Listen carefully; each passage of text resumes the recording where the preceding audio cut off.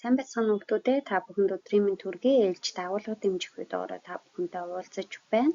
За бид бүхэн олон улсын харилцаа нэг хичээлээр олон улсын харилцааны үндсэн тулгуур ойлголтуудыг багш нь бичлэг 1 дээр болоод ингээ хүргэсэн байгаа. За 2 дахь бичлэг дээр та бүхэндээ олон улсын харилцааны улс оролцогч болон бус оролцогчийн онцлог ялгаа мэдээллүүдийг хүргэн. За ер нь Монгол улс жишээлбэл 2 хөрш оронтойгоо ямар олон улсын харилцаатай байдаг вэ гэдгээр талаар та бүхэндээ агуулгыг хүргэж байна. За тэгэхээр олон улсын харилцаа гэдгийг та бүхэндээ илүү өргөн хүрээгээр авч үзэж тайлбарлаж өгөх юм бол ер нь бол дэлхийн улс ба улс бус оролцогчид хоорондын олон талт харилцаа, тэдний гадаад бодлого, үйл ажиллагааг судалдаг шинжлэх ухааны салбарыг бол олон улсын харилцаа гэж үзээтэй. Тэгээ олон улсын харилцааны үндсэн оролцогч нь бол бүрэн эрх тусгаар тогтсон улс байдаг. За бүрэн эрхт улс нь бол нэг буян гишүүн болоод олон улсын хэмжээнд улс хэмээн хүлээн зөвшөөрөгдсөн байх ёстой байдгаараа бол онцлог байгаад байгаа. За тэгэхээр Монгол улсын олон улсын харилцаанд оролцох үүрэг үйл ажиллагааны чиглэл та бүхэндээ нөлөөг дараах хүснэгтэр бол харуулж байна. Олон улсын харилцаанд оролцох үүрэг нь бол мэдээж улс төр, эрх зүйн, эдийн засаг, соёлын зэрэг олон талт гадаад бодлогоороо дамжуулаад оролцох үйл ажиллагааны цар хүрээ нөлөөллөө бол тодорхойлж байгаа. За чиглэлийн хувьд бол улс төр, эдийн засаг, эрх зүй, худалдаа, шинжлэх ухаан, хүмүүнлэгийн гэсэн үйл ажиллагааны чиглэлээр бол оролцдог. За тухайн олон улсын харилцаанд оролцох нөлөө бол мэдээж Монгол улсын хувьд тухайн салбарууд дээр үйл ажиллагааны хүч чадах, үйл ажиллагааныхаа боломжийг хянах, үнэлэх ийм явдлууд бол байгаад байгаа гэсэн үг. За тэгээд олон улсын харилцааны оролцогчдыг бол аваад үзэх юм бол улс оролцогч, улс бус оролцогч гэж бол ангилж авч үзэж байгаа. За тэгээд улс оролцогчийг манай хүмүүс мэдэнтэй де факто, де юре гэсэн хоёр хэлбэрээр хүлээн зөвшөөрдөг. De facto гэдэг бол латин үг бөгөөд мэдээж бараг хууль ёсны гэсэн утгатай хүлээн зөвшөөрөгдсөн тий. Энэ нь бол хүлээн зөвшөөрөл нь тухайн улсад бүрэн итгэл хүлээлгэхгүй байгааг илрэл бөгөөд цаашид бүрэн хэмжээд хүлээн зөвшөөрөхийг эхлэл гэж бол авч үзэж байгаа.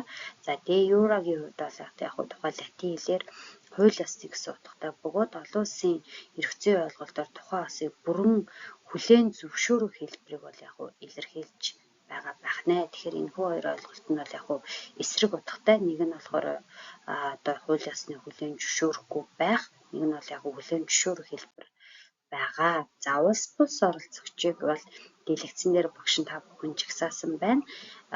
Олон улсын байгууллагууд, олон улсын төрийн бас байгууллага, олон улсын хэвлэл мэдээллийн шүүлжээ, үндэстэн дамнасан корпорациуд тэгээд нөлөө бүхий хувь хүн мэдээж орж ийн шашны байгууллага, олон улсын гэмт хэргийн шүүлжээ, террорист байгууллага, зэвсэг бүлэглүүд бол олон улсын харилцааны улс бус оролцогчид бол ордог байгаа.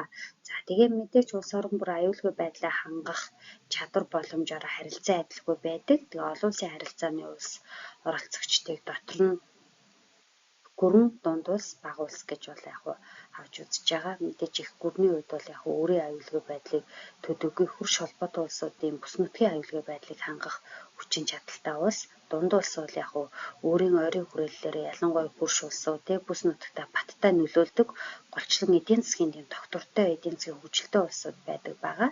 За бага улсын хувьд бол олон улсын харилцаанд нөлөө багтааж өөрийн тусгаар нөхцөл газар нутгийн бүрэн бүтэн байдлыг хангах боломжтой байдаг байх нэ. За тэгээд улс бус оролцогчдод бол багш нь хэлсэн байгаа тий. Үүнийг тодруулаад авч үзвэл ер нь бол голчлон засгийн газрын оролцоо дэмжлэггүйгээр улс үндэстэн дамсан янз бүрийн оролцогчд олон улсын байгууллагууд бол олон улсын хамтын үйл ажиллагааг голчилж явуулдаг. Энэ дээр бол үндэстэн дамсан корпорац үйл ажиллагаа олон улсын шин чанартай гадаад хөрөнгөтэй юм гадаадд хөрөнгөтэй юм бол компани байгаад байгаа. Олон улсын төрийн бас байгууллагын хувьд бол олон улсын засгийн газар хоорондын гэрээ хэлцээр үүсгэн байгуулагдаагүй ашигын төлөө бус 2-оос дээш улсаас хандив авч үйл ажиллагаа явуулдаг олон улсын байгууллагыг бол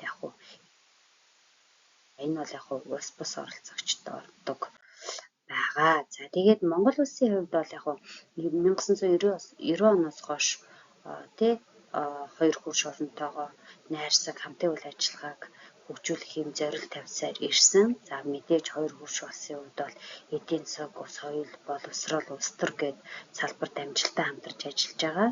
За тухайн хөрш орон гэдэг бол яг хөө мэдээж тухайн улс үндэстэй хэл залгуу оршдог.